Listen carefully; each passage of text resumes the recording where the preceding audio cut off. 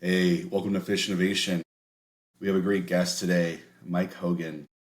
He is going to talk to us about business optimization because when we think about everything that we've discussed so far in terms of marketing, product, innovation, etc., we also need to think about once we have all that set up, how are we continuously looking to optimize that? So Mike's been doing this for many, many years with Insights7. He's a CEO, and I'm glad to have him on the show today. Mike, welcome to Fish Innovation. Ben, thanks for having me. Yeah, I'm so glad you could take some time out of your busy, busy day to meet with us. What I really like to have folks understand is kind of what led you on this journey to business optimization. What impacted you? What is your story? Sure. Well, I would say I've always, even since I was in high school and creating my own little jobs, painting houses and stuff like that, it was always geared on how do we maximize value for our customers and make sure that there's never any question that they're going to get more value than what they paid.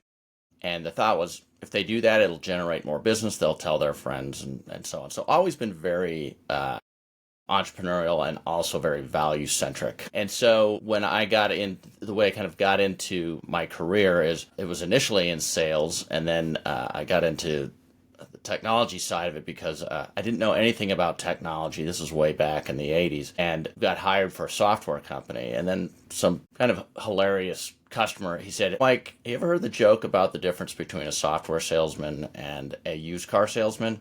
I said, "No." And he said, "Well, a used car salesman knows when he's lying."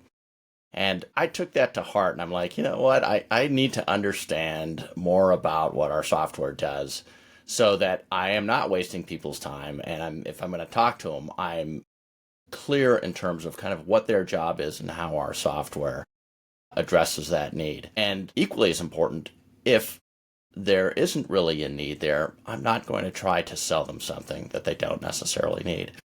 And so really that's sort of the foundation of everything we do, everything I've done and everything we've built in Insights7. It's this concept of whoever your customer is, ask them, figure out before you even start talking about what the opportunity is or all the wonderful things you can do for them, find out who their customer is and find out what they need to be doing to be a superhero in the eyes of their customer.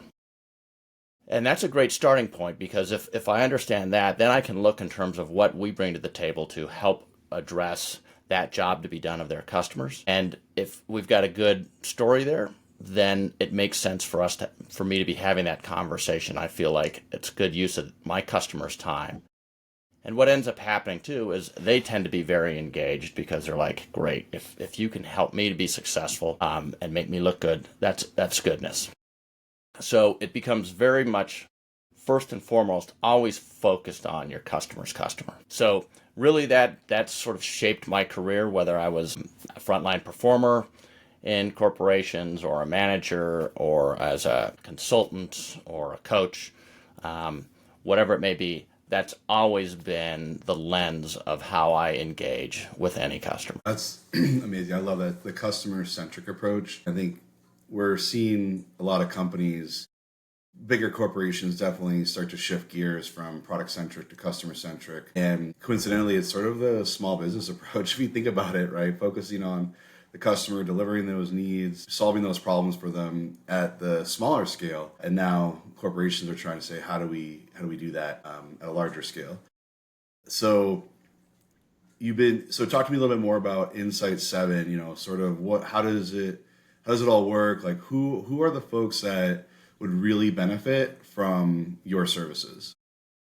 Sure. So what we do is we go in, and when we started back in 2008, it was a services organization, right? And then we ended up building technology to underpin both our professional services and managed services. And the idea is kind of dovetailing off of what I was just talking about is our clients would bring us in kind of areas where there was acute pain, either massive inefficiencies, overspending, low value delivered off that spend, right? No, very poor or no return on investment, and kind of just trying to get their arms around that.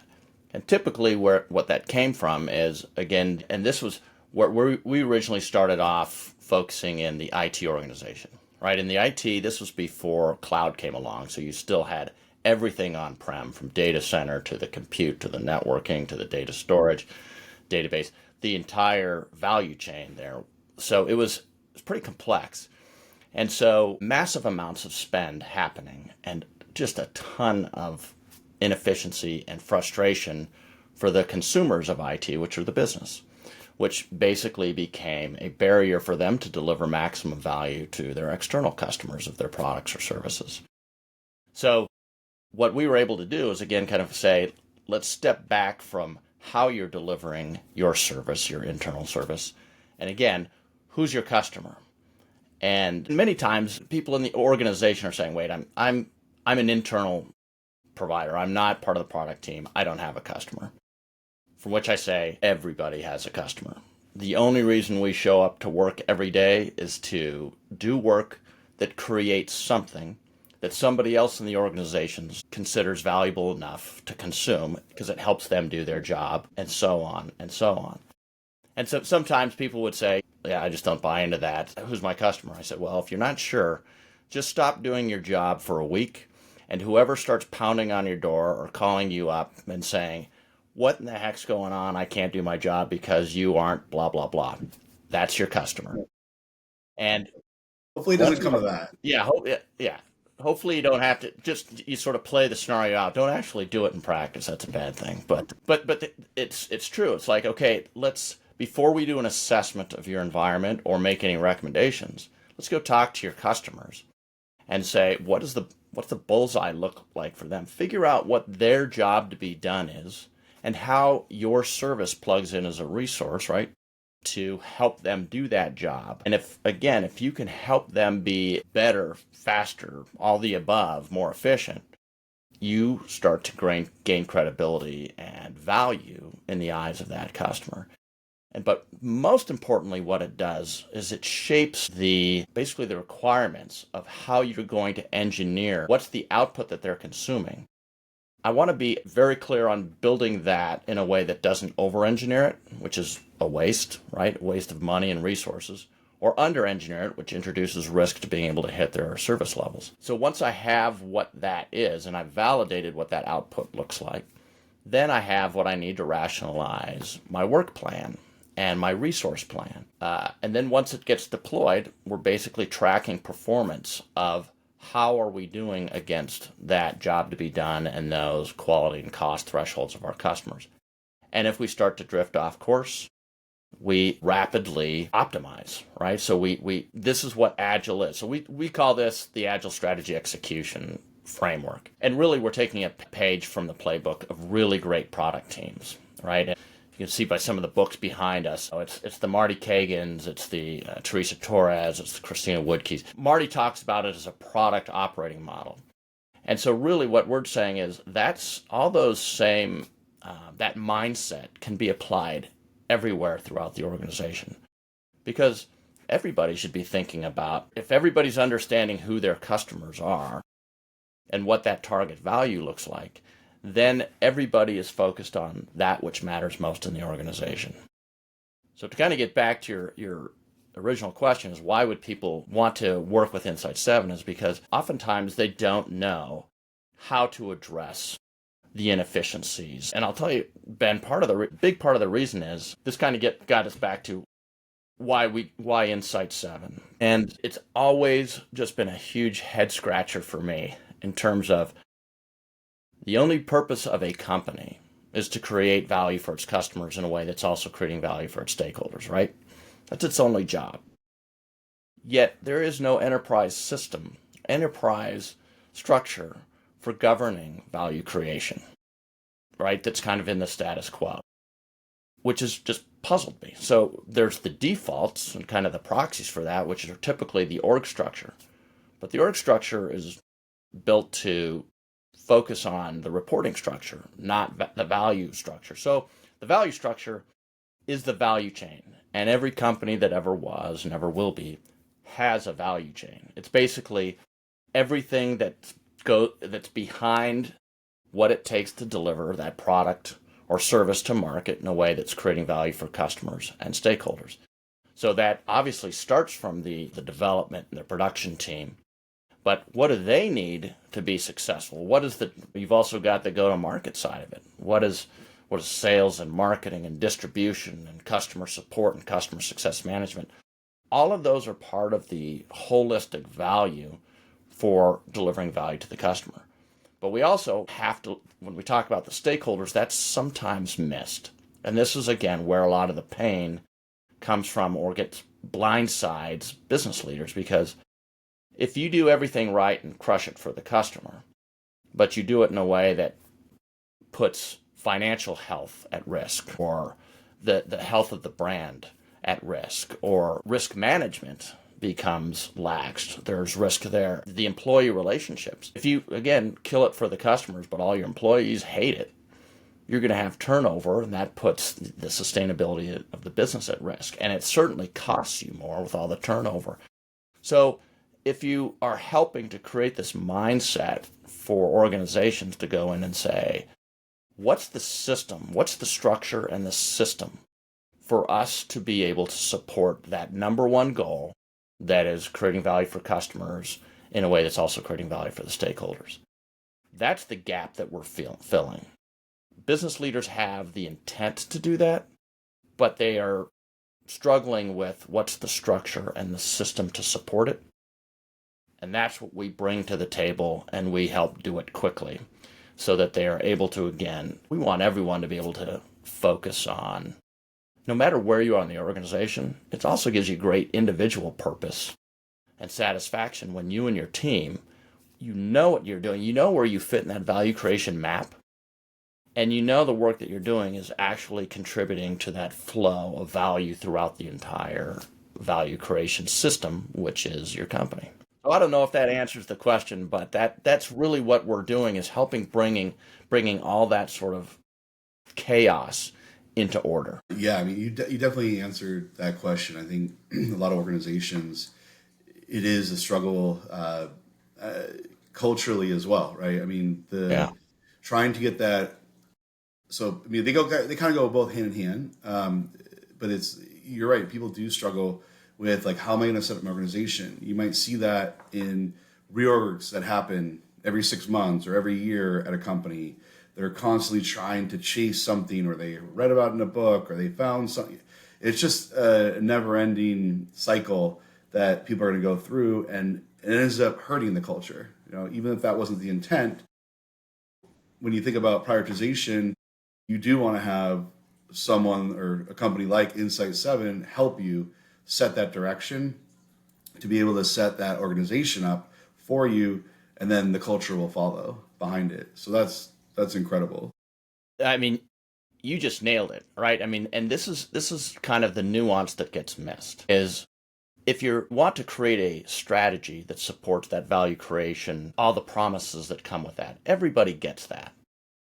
But they're doing it within a structure. The decision-making context is a silo-based, right? The org structure is built on decisions are better the higher up the hierarchy you go. But in the value chain structure, decisions are better the closer they are to the customer, and also factor in the stakeholders. Those are two very different structures. So if you want to create, as you were just wisely saying, you want to create this great value creation structure, but you're doing it in a siloed-based structure, you now have a strategy that is incompatible with the culture. And so this is really where we're helping leaders who, again, have that great intent of, I want that value creation structure. And we're really kind of being the ones that are saying, if you're serious about it, you can't do it in a siloed-based culture, which is, in other words, you're using your org structure as that proxy for value creation. And it doesn't mean the org structure is bad. Org structure, it's part of the operating model, and it's a necessary one, but it shouldn't be the basis of all decision making throughout the organization. Value creation should. So really what we're doing is we're helping to kind of make that overarching decision making context be the value creation structure. And then what happens very naturally is the org structure sort of moves into that business operations area. and it can function the way it's designed to function. But when decisions are coming into play, the difference is before it was like, well, let's go up the food chain and get a decision maker from the boss, but they're further away from the actual customer. So Yep. that's what I mean by they are actually not compatible. And so you need to have your strategy be compatible with your culture. 100%. I mean, we see this. I think a lot of folks are trying to implement Agile, right, as a way to do like the bottoms up approach. So the closer you are to the customer, the more information and data you'll be able to provide to make a decision. However, it should be the person who's closest to the customer is the one making the decisions. You still need in that structure, though, some sort of top-down decision making to whether it be the overarching strategy for the company, what is the drive and purpose behind the company, et cetera. So that way, when that person understands, oh, I'm right next to the consumer, the customer that I'm serving, how do I take that strategy from the top, marry it to the information and data I'm hearing, and then generate a solid go-forward strategy for the customer. And like you said earlier, each person within the organization is a customer of most likely several people. And so that interconnectedness probably will see itself in a perfect, or I should say, I should ask you, what would you see as like the perfect organization? Well, I think you touched on a bit there. Is when we look at the job of leadership, their job is to be able to define what value is, right? So I think there's this big elephant in the room. If you can talk about a value creation structure, you have to acknowledge the fact that value is subjective. And it's just not, there has to be shared understanding on what that is. That's leadership's job, is to define explicitly what value looks like. And to me, that is what are the jobs to be done throughout the value chain and the associated quality and cost thresholds that go along with that. So that's leadership's job to make those decisions and again, not in a vacuum, engage those teams, but it's their call. Now, the tactics in terms of how to realize those value outcomes, that's where leadership's job is to empower and equip those delivery teams to be able to make great decisions in that situation. But those teams, keep in mind, are probably going to be cross-functional. So the job now, again, culturally, the shift between kind of that silo-centric culture and the value creation-centric culture is, in the value creation culture, the managers think about, if you think who their direct customers are, there's two. It's their direct reports, and it's also the teams that their direct reports get deployed on. So now you think about how I get measured is, are my direct reports happy, right? And not just like at any cost. They're clear about what the success criteria looks like, what the goals, roles, and norms are of my team. But the other thing is, if the team that I've deployed my resource to is coming back and saying, your guy is it's killing us, and then that is a customer sat feedback that I have to figure out and address. And so you can see the shift is very much on how do I support, how do I coach, versus do what I say to do, right? The other one where my direct report, I'm the manager, it's more of a power play. It tends to be, again, in doubt, I'm right. Just because, again, in the siloed-based culture, decisions that are higher up the hierarchy are deemed to be better. So I don't know if that makes sense. This is what it looks like in practice, and that's what I'm trying to bring to the table. Is a lot of this stuff is talked about academically, but we've brought this down into a systematic way of transitioning from where people are kind of struggling with these things. Again, anything that's short of not accelerating time to maximum value, we're coming in there and saying, we've got a systematic way to help you transition into this new model. And that's what we think the opportunity is. I mean, that's what we're excited about, and saying we believe we are going to improve the way people do business globally. They're going to catch on eventually. I mean, this is not the status quo. So you got a lot of skeptics out there going, hey, by golly, I didn't get this far by being an idiot, right? And I'm going to just keep doing that same thing. And these are really bright people, no doubt.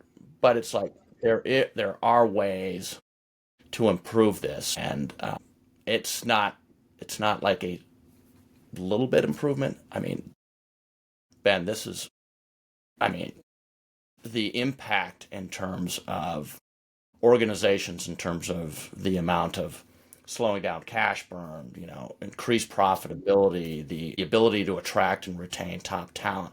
I mean, it has so many different positive impacts that ultimately translate into we're helping businesses get healthy and stay healthy and be sustainable. I love that. What you talk about kind of reminds me a little bit. A long time ago, when I was in business school, there was a class, managing organizations, and we learned about organic structures versus hierarchical. And what was really cool about it was you got to play out what that was like to be in an organic versus a hierarchical. And so, not to do the whole 2 hour long class, Let's the have it. bottom line was, right, you really, it's not just the fact, I mean, organic is more, for those that aren't knowing the definition, organic is more everybody's on the same playing field.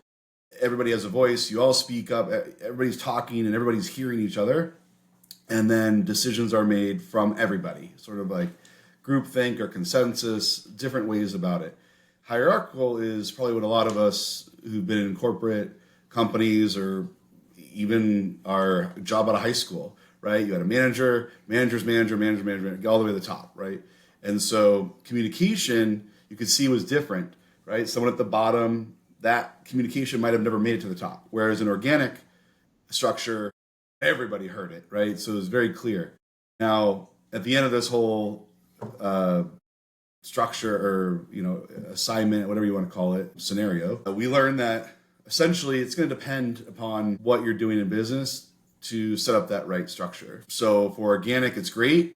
Your pros are you hear everything, people can make informed decisions, they can come to a decision together, etc. The cons are you spend a lot of your time trying to figure out decisions and hearing everybody talk and trying to make those connections, and it can be a long drawn out process. Hierarchical, yes, decisions can be quicker, however, you're missing a lot of information. So I'd love to hear kind of throughout your tenure with Insights7, is there a particular case study that you're really proud of? Where you were able to sort of come in, see what their organization structure looked like, how it was behaving, and then you were able to help them understand what they were missing and get to that, and then what are they doing today? Sure. Yeah, there's a couple different examples where this happened. But as I said, when we go into an organization, I basically say, forget how you're organized, because forget how you're doing things right now. Focus on, who your customers are, right? And from that standpoint, once that becomes clear, then, right, that bullseye's there. That's our anchoring point. And now we can go and look and say, okay, now how are you actually delivering value to that organization? So I'm thinking one particular client where they looked and they said this was around the security services, and they had security governance and security operations. But they had resources from the security governance team. Now it became very clear. They're like, okay, in terms of who's delivering what, there were teams that the organizational misalignment just popped. They're like, oh, wait a second. The governance team's like, why are we, the person that's driving this the SecOps type of stuff is being paid for by the security governance team. So this is what I'm talking about, sort of the politics of that slows things down and goes, well, wait a second.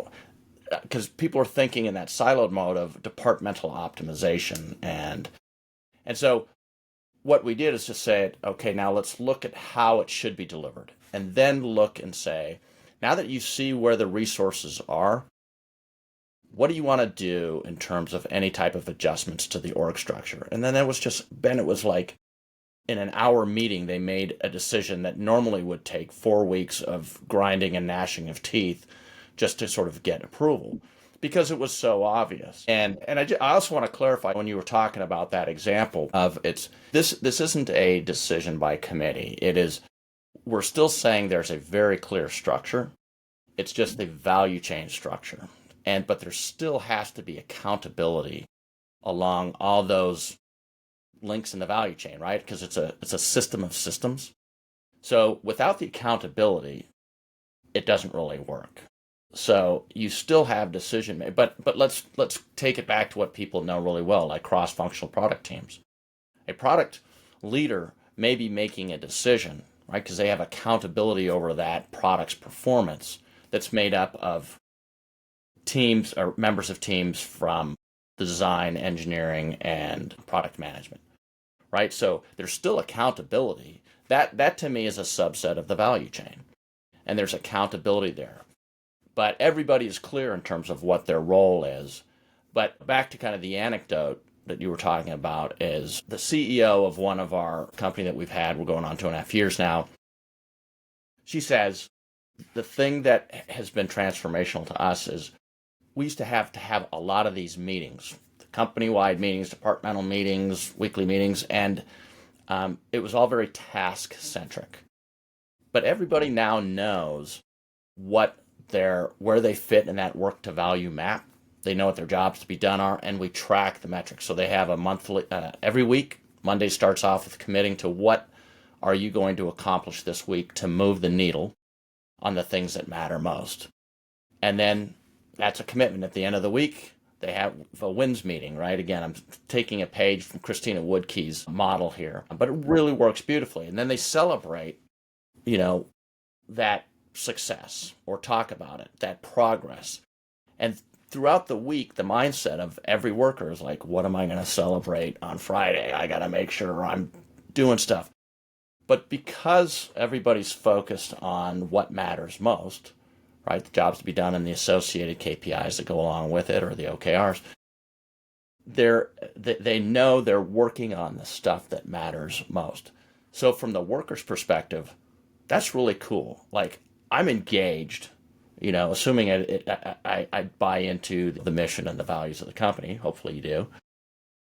But what's also great, a major problem that this is solving is that we hear from CEOs all the time is I come in every day and I have no idea if what people are working on is what matters most to the company right now. And I don't even know how to go see that. Well, you can't look at that. The org structure doesn't give you that lens.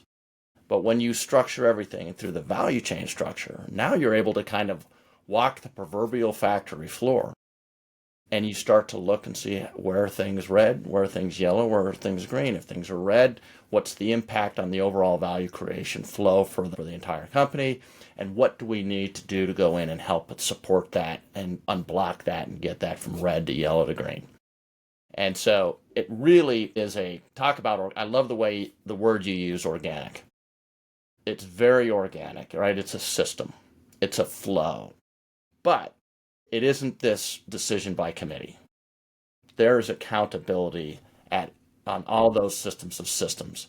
And if there isn't, and sometimes we've come into customers that say that they're just not comfortable with that, then we're like, we're not the system for you, because if you don't drive accountability, it's going to default to the loudest voice in the room or whoever's got the most power. And we're all about working with leaders who want empowered models, not command and control. Yeah, no, I love that. It's very timely too when we hear about other structures like the government and how it should be structured. And really, I think your models can apply across everywhere, whether you're a small lemonade stand in the neighborhood with your friends, they need to be old enough to understand, or you're a massive, multi-billion-dollar company, or even the government, right? This is all applicable and takes a lot of time for folks to sit down, work with you, and get to that so they can understand what's optimal for their own practice.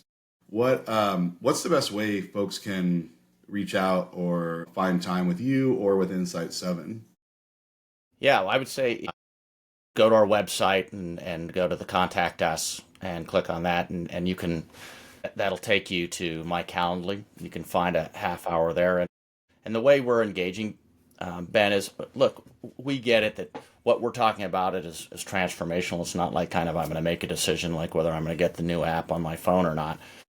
So what we're looking for customers who have that mindset of maximum value. They want that edge. They are okay stepping outside of the status quo to put their competitors in the rearview mirror.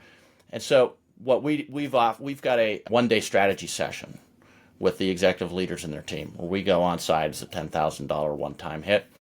And in that, by the end of that day, they see everything we're talking about. Their organization, they will see their organization in a light they've never seen before. And at the end of it, so two things. We focus on whatever kind of is the biggest pain point in that organization for that session. So tactically, we will help them address that and drive some value there. But strategically, they'll also come away and go, hey, is this an operating model that feels like it's a good fit for us or not? And if it is, then we talk about bringing our software in as and that session basically functions as an onboarding session as well. So there's a lot of efficiencies that we've built into that. But we've been doing this for a long time, so our ability to go in and quickly define, prospective customers, end-to-end organization as a value chain, put accountability to that, start to build out some KPIs and model it and do some simulations. It's pretty fast and leaves nothing to the imagination by the time they're done. So that's what I would say. If any of what I'm talking about and you and I are talking about today seems intriguing, definitely would love to have a conversation with you. And if you want to take that next step, we would love to do that as well. Yeah, even if people haven't been thinking about it, I think it's worthy to themselves and their company just to even get that half hour with you to sort of probe and see, hey, is this, is there an opportunity, to make a change that could be more impactful for myself, my business, and everyone else around me. So I think that's a good point to at least at a minimum check it out. So we'll have that information in the show for folks to check out. As we come to a close, is there anything you'd love to share that maybe we haven't talked through that you want people to know? I think we've covered it pretty well. I guess I would maybe just sort of reiterate that, and I appreciate you sort of bringing this up, even if you haven't been thinking about this, this is coming one way or another, right? So it's the people that want to kind of get out in front of it. And by the way, we're not talking about sort of throwing the baby out with the bathwater. We're talking about building on and expanding on the business models that people are aware of. But some people will tell me that it's disruptive. But to your point, worst case scenario, grab 30 minutes, learn about it, start to see what kind of impact it could have on your organization. Tell us a little bit about, back to what we're talking about, tell me a little bit about where your pain is, how you guys operate. And as I said before, if it doesn't look like a fit, I'm going to tell you that right out, because we're really not interested in working with anybody. We're working with people who are really motivated to kill it in business. Do it in a way, like I said, that's holistic value. Not just we're going to try to make as much money as possible. Yes, we want to be profitable. Nothing wrong with that at all. But we also want to do it in a way where our shareholders, our customers, and our employees, and the community, and we're environmentally responsible, and all of that. Because if you don't have that, your company is at risk of, being a short timer. That's what we want to kind of help. I do want to add one other thing that is key too, is by us sort of having this system, the ability to come in and help with this. There's a lot of founders that kind of feel like they're starting a company because they have a passion in something, but they're in the back of their mind, they're thinking at some point, I know when it's time to scale, we got to bring in a professional manager, and I'm going to kind of be relegated to whatever that is. And that's because my core strengths are not around building a business and managing a business. And what we do is we're able to help those founders get more runway. And if they choose to make that transition, nothing wrong with that. But they're doing it because they want to, not because they have to, or they're just, I don't even know what I don't know. And what we're doing is helping them to understand what the universe looks like. We're helping them to know this is what you need to be thinking about now. You can't think about everything, but here's everything defined, and we'll help you to understand. Not like you're depending on us. We're helping you to understand to be able to get that yourself. So what I think one of the things that I'm happiest about being a founder myself is being able to help founders get some more longevity and stay with their company and be able to feed that, have the time to feed the passion, but also be able to deliver on the returns that your investors obviously and understandably need to have when they invest, right? So I think that I appreciate you giving me the opportunity to kind of say that, because that's kind of that's close to my heart, right? I love to see it. Again, if one of the byproducts of this is you see more people feeling like where they were like, I'd love to take my great idea and bring it to market, but I just don't have the appetite to go do that. Well, some of those great ideas are that's opportunity cost for the rest of us. I want those great ideas. I want to make it more possible. I want to make it easier for people to be able to bring their great ideas to the market and increase the likelihood of them being successful faster. Yeah, absolutely. Excellent points. I couldn't agree more that there's so much unsaid and people having these great ideas. And I would say in today's world, with the technology at our fingertips, with the resources we have, at the ability to communicate, like going to Insights7 and setting up time with you, right, to see how they can actually see their idea through, it shouldn't be a question. There's no barriers today. Okay, I mean, I shouldn't say no, but most of the barriers are non-existent. Get out there and make it happen. Well, Mike, I love that you were able to take some time to come talk with us, help us learn and get educated around having the right value chain within our companies, being able to look to understand where there could be structural changes that are necessary to be an optimized business, running with and sharing that value with our customers, with our stakeholders, and with our teams mostly. So appreciate you coming on the show. That's a privilege, and I really appreciate the opportunity, Ben. Thank you. Awesome. And for those that are listening or watching, again, we'll have Mike's information, the founder and CEO of Insights7. You can connect with him through his contact form. And those of you thinking about it or have an idea, reach out to him. Have a great day, everyone, and keep on innovating. Absolutely. Thanks, Ben.